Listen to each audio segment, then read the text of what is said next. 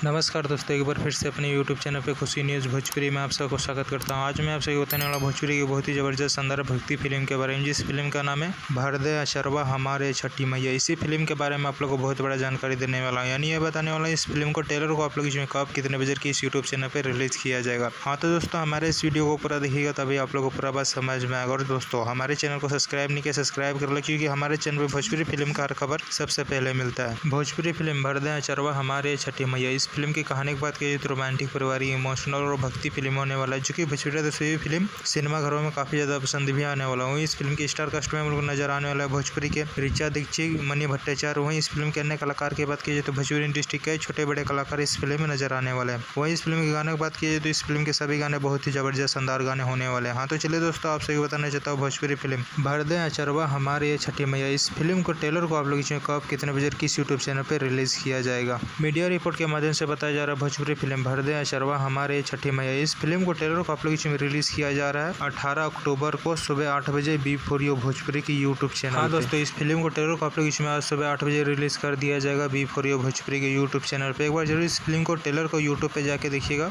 बहुत ही जबरदस्त शानदार ट्रेलर होने वाला है। हाँ तो दोस्तों, हमारे इस वीडियो को पूरा देखिएगा तभी आप लोग को पूरा बात समझ में। और दोस्तों, ये वीडियो आप लोग को पसंद आए ज़्यादा से ज़्यादा लाइक करें, सब्सक्राइब करें। धन्यवाद दोस्तों।